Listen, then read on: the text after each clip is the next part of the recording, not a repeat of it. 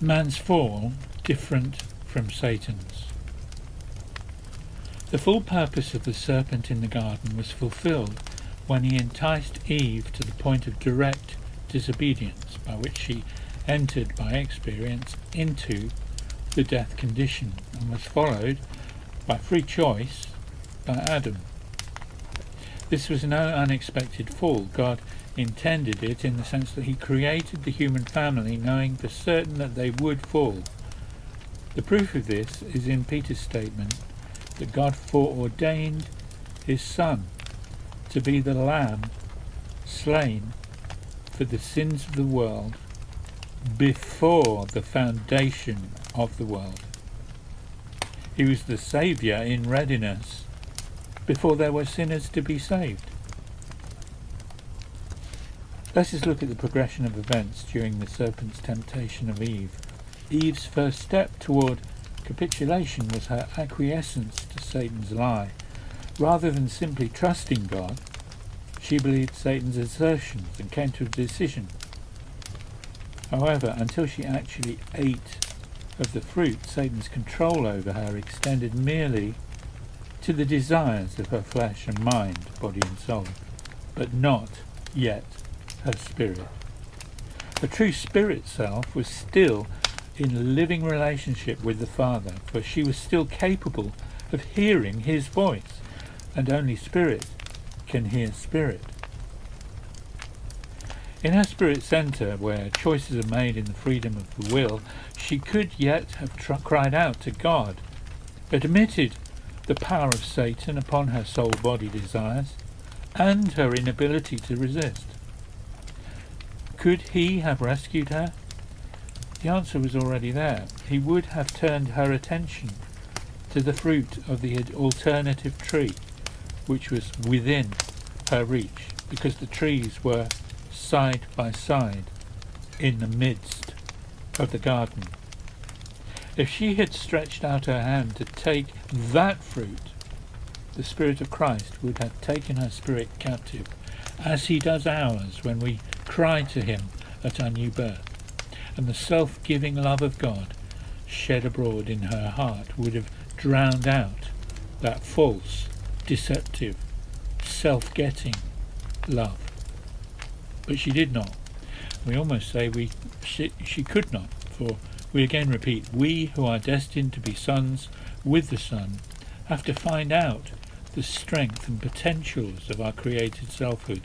This involves having to find the ultimately fixed condition, which only comes by being confronted with the two alternatives, the one swallowing up the other, but only when we've experienced both. This, as we should thankfully see, turns out to be the one safe way for God's vast family of sons. We first must taste the full effects of walking the hell way, with its guilt, deceits, sin, and all those lists of horrors enumerated by Paul in his Romans 1 catalogue. Then, when our blind eyes have been opened, first by law and then by grace, we have had such a fill of these ways of death that once we find the way of escape, we're never going back to them. And that is why we are safe sons, because we are thoroughly disillusioned sons. We may by temptation visit those old ways when no one is looking, as it were, but we're not living there again, thank you. A human illustration to this is the fact that in acquiring a profession or becoming competent in any skill, we always have to learn the wrong way of using our tools and turn from the error before we can become competent in their right use. We call that know-how. That is the purpose of a training or apprenticeship period. We mean by competency that the professional, whether a carpenter, pilot, doctor or whatnot, knows by now the mistakes and misuses he must avoid, and so is reliable in his profession. If we call in a plumber over some tap out of order, we don't pay his large bill for a simple turning of the tap. for his competency in knowing which tap to turn.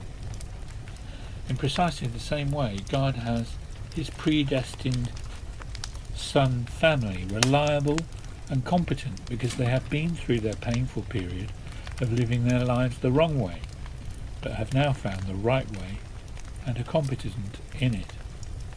But there is one historical reality for which we can all be endlessly thankful, and that is that Adam and Eve's disobedience was not of the same quality as Satan's. We have seen how Satan rebelled against God in a total sense, from his central self, his spirit. He intended not just to escape God's notice in disobedience, but to replace God himself and be a God of the opposite quality of self-centered self. Eve, on the other hand, was deceived and tricked into a self-gratifying action under the stimulation of her soul and body desires, but not from her total inner self, her spirit. She had no intention or desire to cast God out of her life, but merely, as it were, to do something she should not when he was not looking. Hers was sinning from soul and body influences, and not from the central self. So she was within reach of the Father, and though a captive of Satan, was not like a son of Satan. Indeed, fallen men are called children of the devil, but never sons, though they may ultimately become that by free choice.